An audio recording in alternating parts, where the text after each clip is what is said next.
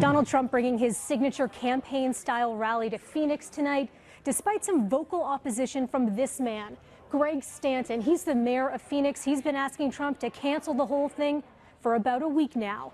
Protesters are expected to turn out, both pro and anti-Trump, in some big numbers. The president ignoring reporter questions today as he left the White House departing for Arizona.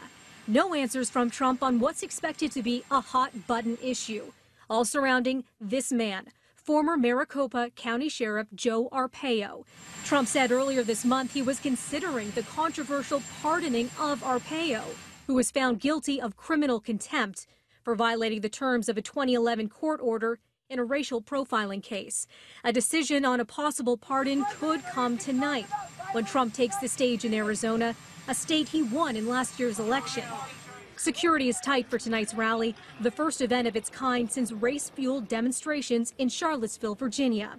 In the wake of that unrest, Phoenix Mayor Greg Stanton issued a public plea asking Trump to cancel his rally.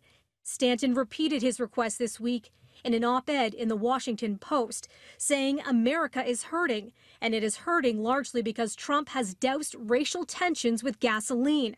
With his planned visit to Phoenix on Tuesday, I fear the president may be looking to light a match.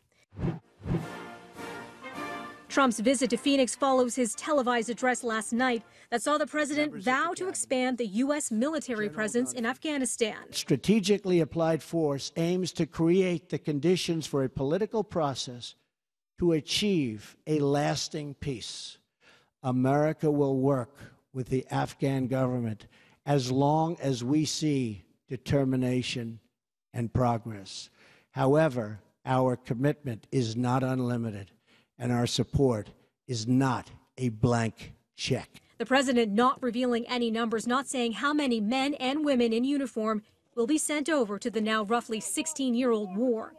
Trump, who campaigned on the promise of pulling soldiers out from the war, acknowledged his flip-flop at the podium, admitting he heeded advice from top officials. My original instinct was to pull out, and historically, I like following my instincts.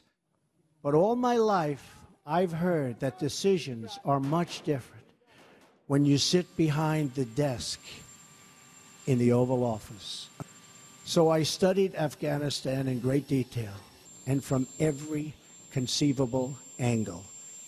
Our nation must seek an honorable and enduring outcome worthy of the tremendous sacrifices that have been made. This morning, the Taliban released a statement saying that Afghanistan will be a graveyard for the U.S. if the U.S. continues their efforts in that nation. They also warned Trump that he's wasting the lives of American soldiers. But the Afghan chief executive is welcoming the new strategy.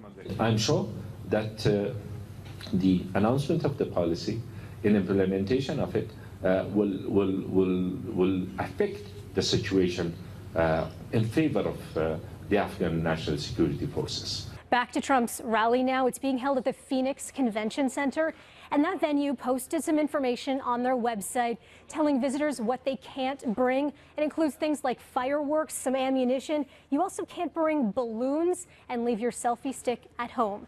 The rally begins at 10 o'clock Eastern tonight.